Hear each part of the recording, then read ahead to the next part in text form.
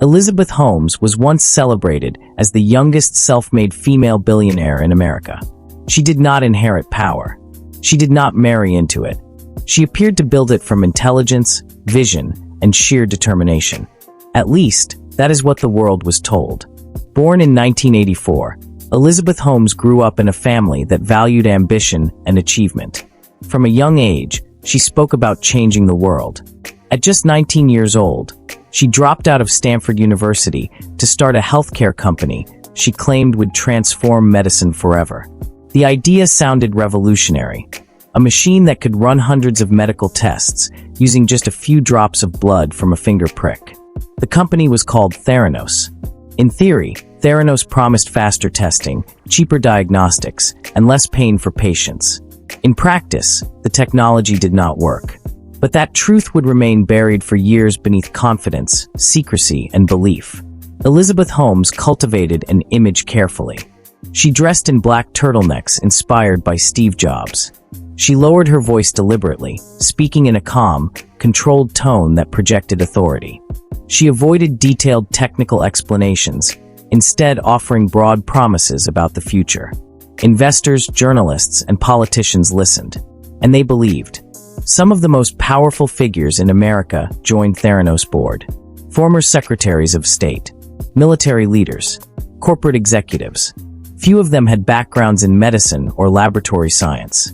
But they trusted the story, and they trusted Elizabeth Holmes. Behind closed doors, employees saw a different reality. Theranos machines repeatedly failed quality control tests. Results were inconsistent. Blood samples often had to be diluted or secretly run on traditional lab machines made by other companies. Employees who raised concerns were silenced, fired, or threatened with lawsuits. This is where psychology becomes central to the story. Theranos did not survive on technology. It survived on belief. Elizabeth Holmes practiced what psychologists call impression management. She controlled how people perceived her by projecting certainty and purpose. Humans are wired to trust confidence, especially when it comes from someone who looks and sounds like a leader. She also relied on secrecy. Employees were divided into teams that could not communicate with each other. This prevented anyone from seeing the full picture. Isolation creates confusion, and confusion suppresses doubt. When people cannot confirm their suspicions, they often assume they are wrong. As Theranos grew, so did the stakes. The company was valued at over $9 billion. Walgreens partnered with Theranos, allowing blood tests to be offered in retail stores across the United States. Patients trusted the results. Doctors relied on them. Some received incorrect diagnoses. Some were told they were sick when they were not. Others were told they were fine when they were not.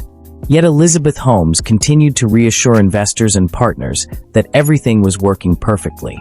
The illusion began to crack in 2015 when investigative journalist John Carreyrou published a series of reports revealing that Theranos technology did not function as claimed. His sources included former employees who risked legal retaliation to speak out. Public trust collapsed almost overnight. Regulators stepped in. Partnerships dissolved. Theranos shut down its labs. Elizabeth Holmes was stripped of her billionaire status and resigned as CEO. What had once been celebrated as innovation was now exposed as deception. But the most unsettling question remained. Did Elizabeth Holmes believe her own lies? During her trial, Holmes argued that she was a visionary who made mistakes, not a criminal. She claimed she relied on experts. She suggested she was misled by others. Prosecutors argued the opposite. They presented evidence that she knowingly misrepresented the technology, intentionally deceived investors, and continued lying even when the failures were undeniable. Psychologists studying the case note that extreme ambition can distort moral boundaries. When identity becomes fused with success, failure feels existential. In those moments, some people stop asking whether something is right and focus only on whether it can survive. Elizabeth Holmes was convicted in 2022 on multiple counts of fraud. She was sentenced to prison, marking one of the most dramatic falls in Silicon Valley history.